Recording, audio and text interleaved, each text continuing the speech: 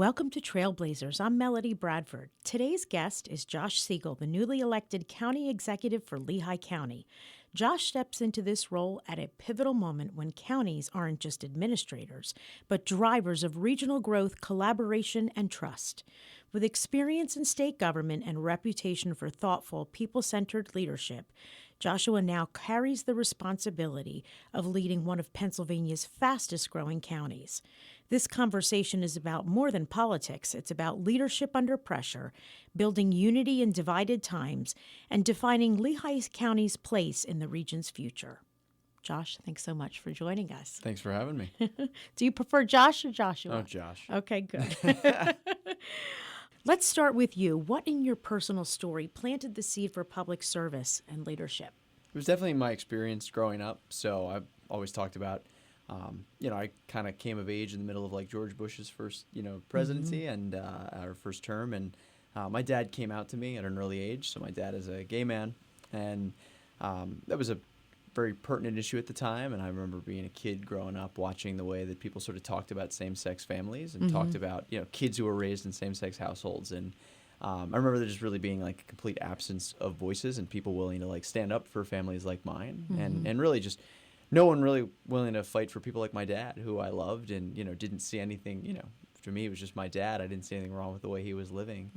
And I was raised in part in a same-sex household. I think I turned out pretty good. I'm a successful young person. I'm married. I'm county executive in Lehigh. I like to think that all of that is because of the way my dad raised me and the work ethic he gave me and the supportive environment I was raised in. And so that really kind of planted in me a sense of how important it is that the people that are at the table have to have a sense of, I think, empathy and compassion for everyone. To me, government is about evening the odds and balancing the scales so that everybody is treated fairly and with, equal sense of worth. And so really that is sort of what gave me a sense of the importance of public service and like what it means to be a leader. Because the people that are in the room are the ones that are deciding whose voices matter, who's getting left out. And frankly, that always taught me you want someone in the room who's going to care about everyone and who's going to think about, who are we leaving out, who are we leaving behind, who's getting hurt in this situation, and are we doing our best to make the world a better place for everyone? And is anyone feeling excluded? Is anyone feeling like, they're not being heard, they're not being listened to? Because I think it's the worst thing is when you feel like you're left out of your own government. You feel like when you're left out by your own leaders. And I have to say, you're probably one of the most eloquent speakers in the region. No offense, Don Cunningham, if you're listening. I consider Don a mentor and someone. He's such a good writer. I grew up around Don, and Don is a friend of my family. So I like to think that maybe a little bit of it rubbed off on me. So I learned from Don. So I will say. That said, it's I feel like sometimes you say the things that we're all thinking, right? And so I'm just curious, before public office, what early roles or experiences shaped how you show up as a leader today and why you show up as a leader today? Yeah, I think like the most fun I ever had, like one of my favorite things I ever did. So I did speech and debate, no surprise, in high school, obviously. So that was the nerd. I played basketball, but also the nerd in me loved debate. Okay. But I continued to coach. So even after I graduated, I coached for over a decade. So I would come back and volunteer my time, and I was, helping mentor kids, who were like me, who were like the first real sort of participatory thing in high school. It could be nerve-wracking, and as confident I am as a public speaker now, I always tell people the very first time I competed, you have to speak for 4 minutes extemporaneously, and I got up and completely froze and paused and was like terrified. And I really thought I was going to quit. I was like, oh my gosh, maybe I'm not cut out for this. Like, I apparently don't know how to speak. And I stuck through with it because I had really great coaches and I had folks who encouraged me not to give up and saw that I had like all the passion and confidence. I just didn't necessarily have like the belief in myself to express it in like a form of competition. And so all those coaches, those mentors like helped me kind of get through that. And so I continued to show up and coach like after I had graduated, and I did that for a little over a decade. And I loved it. I did it while I was, on city council. I did it while I had, a full-time job. I continued to like drive out and help these kids. And so I don't know, for me, it's like always finding the ways that you can give back. Even before I was holding elected office, I was trying to find ways to be useful and to serve and to like make a mark in a way that I thought was positive. And it's exciting when you the coolest thing was watching kids graduate Yeah. go off to college and like go get full careers and realize that you were like maybe a small part of giving them that sense of confidence and giving them the communication skills and that sense of worth and like purpose that, you know, you played a small role in their own success. Mm-hmm. And so I like to think that that is sort of like the part of me that showed up before I had the chance to show up in like a formal elected capacity. Mm-hmm. And I think that that's like the value of public service is like, you know, no matter where you're serving, no matter how small the service might be, whether it's a township or a borough, like every little decision you make in every life you impact or you touch, like there's just 1,000 ripple effects that stem from it. And so the coaching debate thing was great. I loved it. I enjoyed it. I miss it. I'm just curious, unscripted, a question for you. Do you still, in any capacity, do you get a chance to do that anymore? Or? No, unfortunately, I just don't have the now I really just don't have the time that I used to. Yeah. And it is a lot of travel. It's always on the weekends. And so now, of course, like there's lots of weekends events I have to go to. Right. And I miss it because it was also a great chance to travel with folks. Like it was like, you know, national tournaments. So you'd be in like Chicago on Memorial Day weekend, or you'd be in Sacramento, or like we went to Omaha, Nebraska. So you get to see the country and get to see different parts. And I made great personal connections, great friends. And no, so unfortunately, I don't really get to do it anymore. Yeah. And I do miss it. That was a great part of my life. I really enjoyed those experiences. And it's, I mean, you know, you meet kids who are like wise well beyond their years and like beyond smart. Right. Who are, you know, like extremely gifted, smarter than I am. Like, you know, they are, you know, going off to be science and bio majors. And, you know, I was always the government and history nerd, but frankly, they're some of the smartest kids I've ever met. So. Yeah, I have a feeling, you know, there'll be some Toastmasters and or debate, you know, groups that'll probably be like, oh, how wonderful would it be to have the county executive? I'd love to have the national tournament come here. It always moves to different cities. That's and a good so idea. We've always dreamed of come to the Lehigh Valley. That would be really, really cool if it popped up in the Valley. It was in Philadelphia one year, so I feel like it's not too much of a stretch. It's cool. It's like 5,000 kids from around the country. So we've got the hotel space. It would be neat to have them come here and compete. Usually it was at a college or university that would host. So Yeah. it's a surreal experience, and it's neat to see like 5,000 kids all in their suits that they, you know, like their only suit, their first suit. It's a cool thing to see. Yeah. And it's not just debate. Some kids do like performance art. They do poetry. They all different types of like public speaking, public performance. It's neat. That's awesome. There's a moment when someone decides to stop watching and start leading. What pushed you to run for office? Besides, you know, standing up, you talked about your dad and whatever else. But what made you decide to actually take this role specifically? County executive, it was really because, you know, I was a legislator, I was a city councilman, I was a state representative. But what I think is exciting about being an executive is that rather than being one of 203 or one of 7, what's just incredible about being an executive is that you get to steer the agenda and you get to act with the sense of urgency that you always feel, but you necessarily can't move on because you're, you know, one of many, and takes forever to build consensus in a legislature. What really pushed me was like, I think this was a moment of immense need for the Valley. I think like there's so much opportunity, but there's also so many obstacles. This is like a moment of both incredible peril, but also like incredible potential. The Valley has, you know, really never been more prosperous and successful. We have so much to be proud about. Great quality of life, great schools, great, you know, standard of living. I mean, there isn't really a better place to like raise a family and find like belonging. Yeah. But we also have lots of challenges. And I just think like leadership is about urgency, action, and being decisive. And what's exciting about this role versus the roles I've had in the past is for the first time, like I have the chance to set the agenda and sort of set the table and steer us forward. And I realized there was really no more time to waste. I really think that like the decisions we make now in the Valley are going to affect the next 40 to 50 years. So if we don't make them now, we don't make the right choices, I think we're going to look back in 40, 50 years and we could either look with regret or we could look back and be proud that we made the choices that we made. Mm-hmm.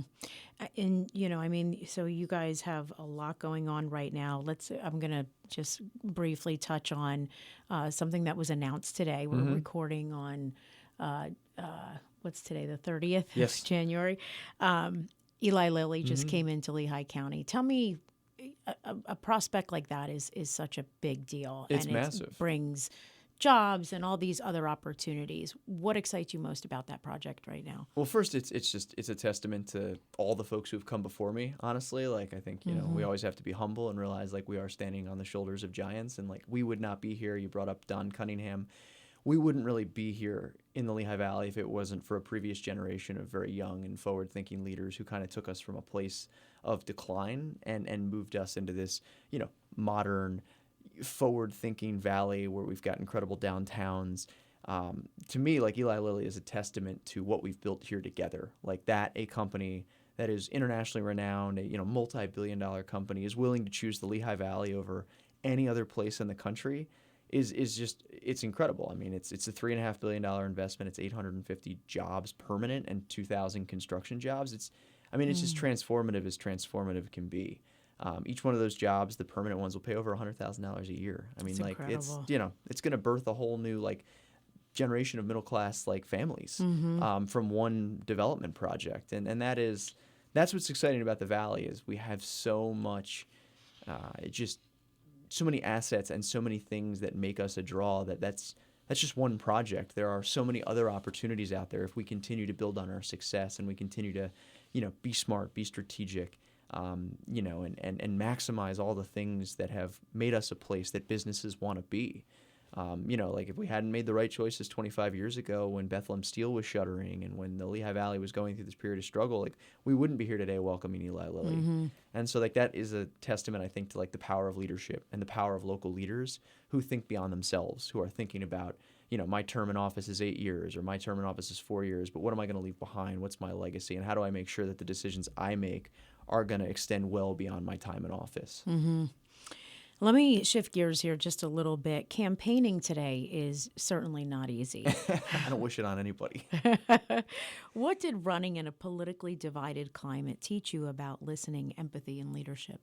I tell you, I think especially now, it does teach you to have thick skin and not take things personally. And it definitely teaches you, the importance of humility and stepping back and acknowledging that you definitely don't know everything. I love campaigning because my favorite thing to do is knock doors. And I will tell you, most candidates hate that. They avoid it assiduously. They'll pretend they did it, or they'll do the bare minimum and they'll be, I knocked half of them, I'm good.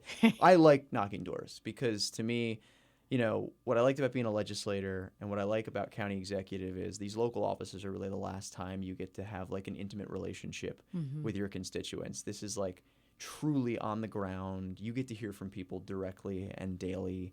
And so I think the nice thing about running for local offices and running in this environment is it does teach you to listen before you speak, and to try to find common ground. I like having not tense conversations, but I like people who disagree with me. I like to debate, obviously.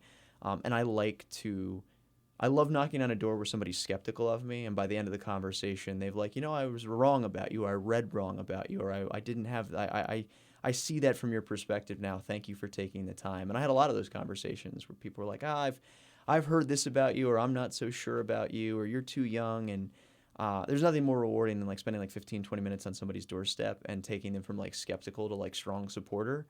And I think that is the power of campaigning is it does teach you to be a better person, and it does teach you to open your eyes to why somebody's coming at you, and not necessarily democracy is about embracing our differences, not pretending they don't exist. And that's the real hallmark of campaigning is it forces you to realize hey, we can think differently and we can come at things from different perspectives, but we can compromise and we can find common ground. And that's really hard now, but I will say doing it at the local level shows you that we're really not that far apart on most issues, to be frank. And it helps show that a lot of our divides are arbitrary or manufactured. What did residents across Lehigh County tell you that they want most from their county government right now? I think the biggest thing they want, less so than just policy, is responsible discourse. They just want leaders who talk in a way that is,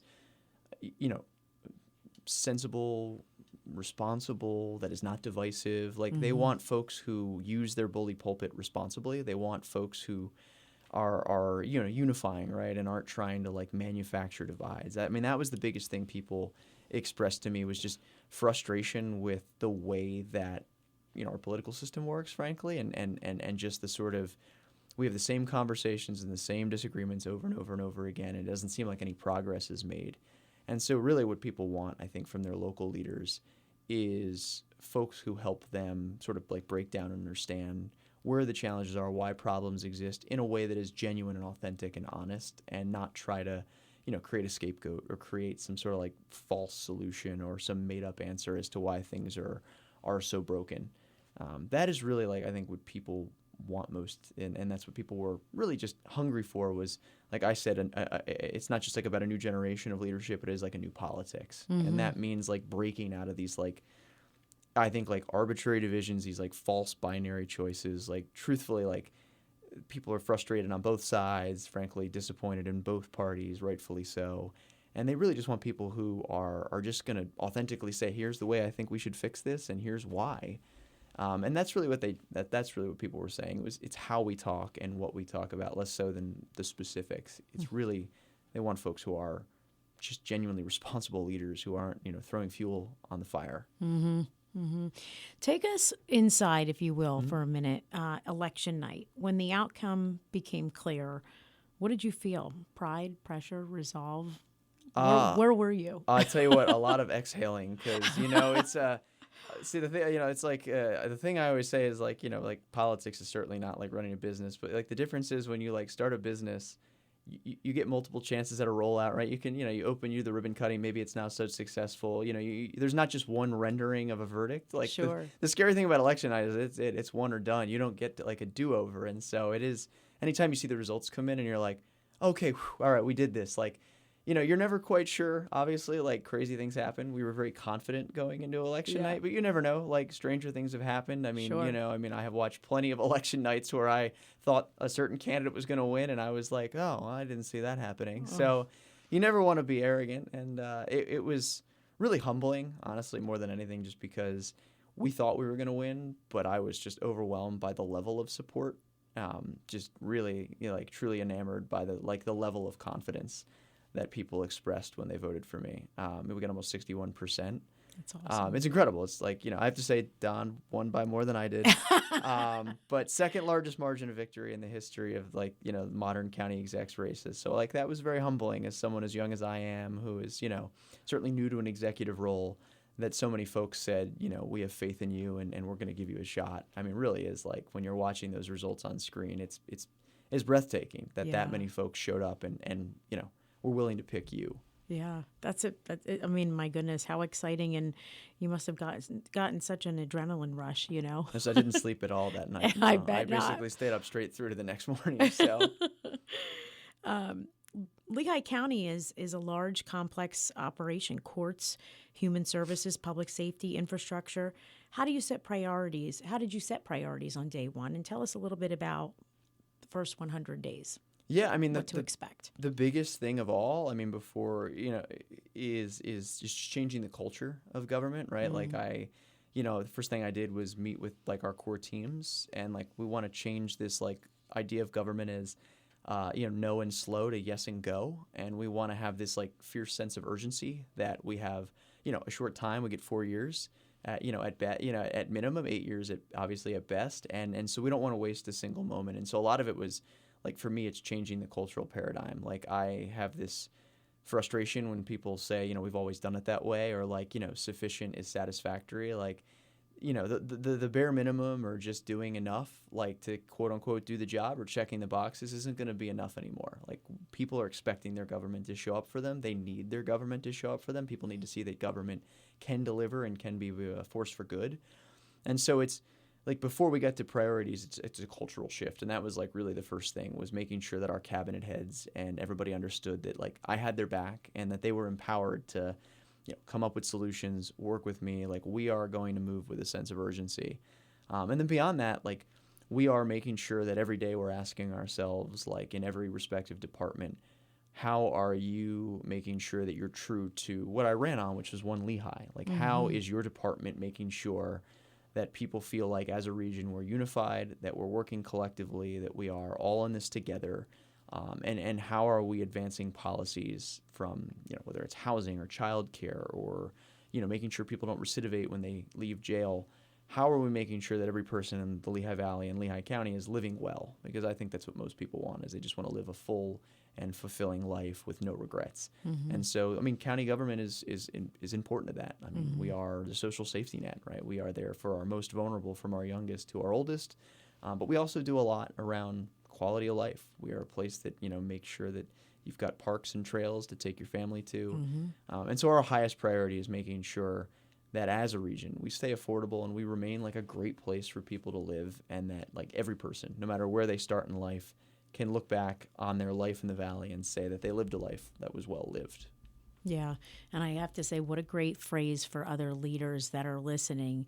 You actually said no and slow to yes and go. That is like sage advice right there. How would you describe your leadership style, and how do you hold people accountable while building trust?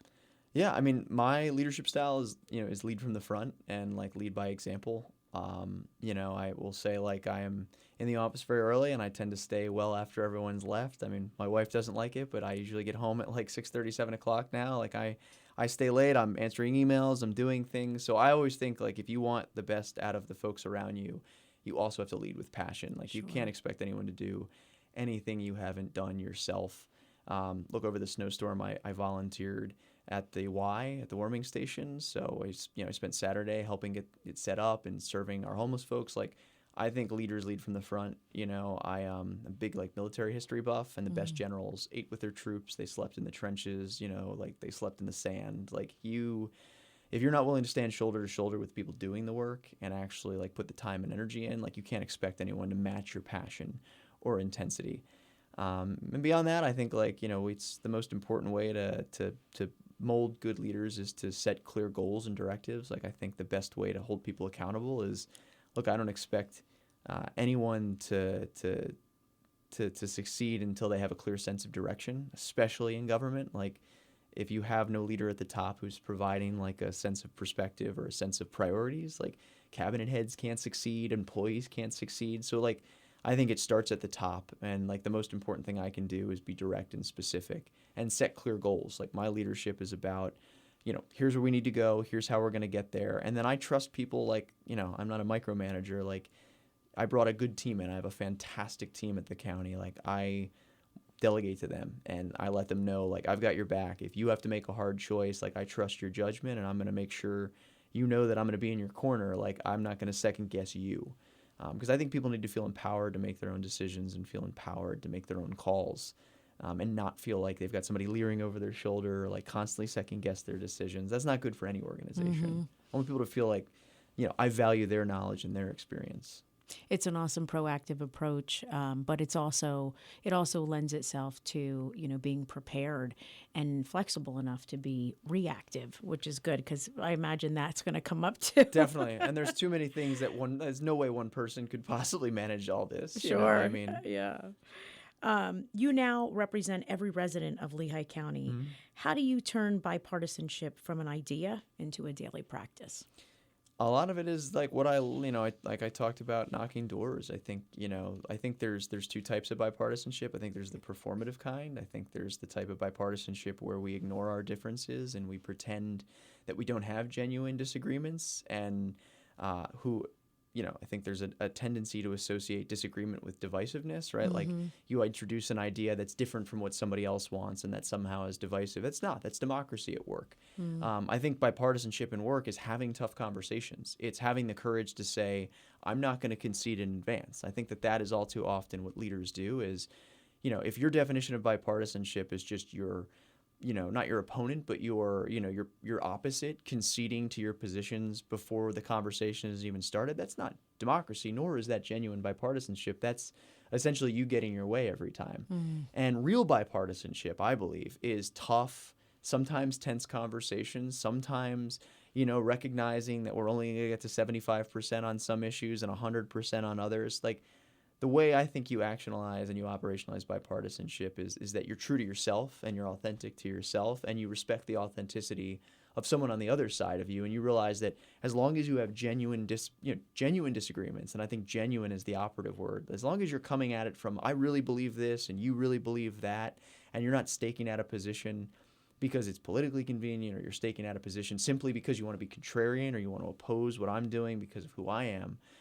Real bipartisanship, I think, is about trying to say, well, we must value the same outcome. I think most people do want the same things, right? I think most people nobody's against affordable housing. Nobody's against, more money for mental health or homelessness. It's just a question of how can we find a path where we can both feel proud about the decisions that we've made and not feel like someone's been strong-armed or that somebody's been undermined. And that's tough. That's not easy. I mean, we've never been more, unfortunately, divided on paper, when in reality, I actually think that, the electorate and a lot of the population is in broad and like really strong agreement about what they'd like to see done.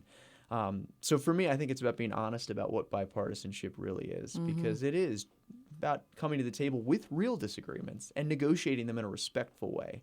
And that's the biggest thing I can do, is be respectful about people who have genuine disagreements and have those really tough conversations and find the areas where we can agree and accept that we shouldn't always agree, and not hold grudges because of it, right? I think that's all too often. That's the problem, is politics has gotten very petty. It's been about scorekeeping. Well, you didn't do what I wanted on this, so now I'm going to screw you on this priority. And that's just not good for people who care about good government. It's not good for our constituents, because nobody wins when we're keeping score. A personal anecdote, my pop and I do not share the same politics. Yeah. And so we sit at the table and, he says his way, and I'm like, and I just said to him, I said, Pop, I said, you're not going to change my mind, and I know I'm not going to change yours. So I love you too much. Let's just go ahead and agree to disagree. And that's all you got to do, especially at the dinner table. Exactly. Like, nobody needs to fight with their own family. For sure. Looking ahead, what are some of the biggest opportunities you see for Lehigh County over the next 5 years?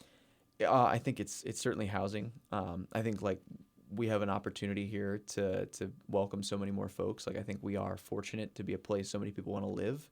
And that's good for us. We want growth. We want more people to call the Valley home, because it's good for businesses. It's good for our school districts. It's good for, our revenue. We want more people to come and call the Lehigh Valley home. And I think that that's a fortunate place to be. There's so many folks who work in the Lehigh Valley but actually live outside of it.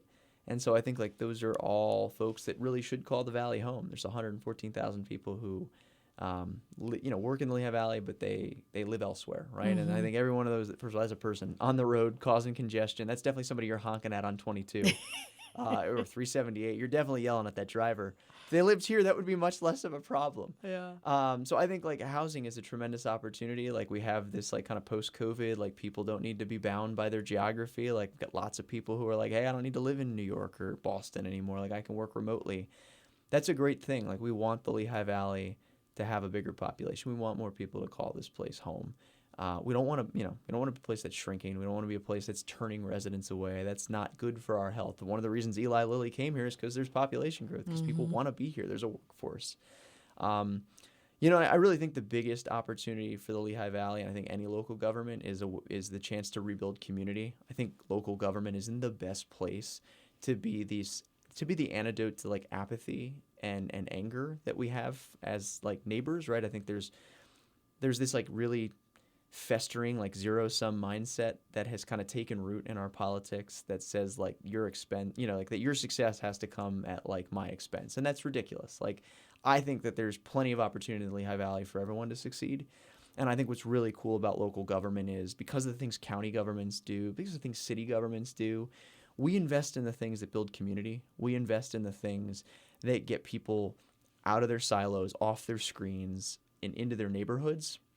And there's so many opportunities for the county to use its assets, whether it's Coca-Cola Park, it's parks and trails, working with our partners and, Arts Quest to create more opportunities for people to engage with each other and rediscover community. I really think what's so exciting about this time is people are looking to local government as that last bastion of stability or frankly just normal behavior. We don't expect it from DC. Honestly, it's chaos. So people are looking to their local leaders to be can you provide some sanity? Please, be the backstop against all this. And I'm really excited because I do think, one of the big focuses of my administration is rebuilding that sense of communal bond and creating a connectivity. And we have a lot of tools at our disposal to do that. And I think that we have to rediscover our own kind of collective common purpose. And I think each of us has a role to play in doing our part to make the Lehigh Valley a better place and rediscovering that civic pride about what we each owe each other and frankly what we owe the valley, and it's big things and little things. Help your neighbor shovel the snow, volunteer where you can, Do the right thing at the do right the right time. thing, give to a local nonprofit, support an organization. I think like local government is in a place where it can marshal and kind of create that sense of solidarity that we've all lost. And I think we long for. I think people they miss that. I think they long for that sort of like there's a nostalgia for community that we've lost. And so I think like that is something local government has a lot of power to do. And just frankly, just to talk about governance in a different way. I think we have got to break that zero-sum mindset. I think that is like is what's at the heart of like all of our problems is this just really just divisive notion that like everyone is out for themselves and like if you want to do well, someone else has to do worse. And I think we have a chance to talk about things, as I said, like responsibly. To just that's not true. Like everybody can share in the success in the Valley, and everybody can belong here. 5-second response, because we just have a second. What's success to you? Leaving the world a better place than you found it, and a legacy worth remembering. Josh, thank you for sharing your vision and your approach to leadership. County government may not always make headlines, but it shapes daily life in profound ways, and it's clear you're stepping into this role with intention and urgency. Lehigh County's next chapter is being written right now, and leadership like this helps set the tone for what's possible. To our listeners, thank you for joining us on Trailblazers on Melody Bradford. Until next time, lead boldly, listen deeply, and keep blazing new trails. Thanks so much.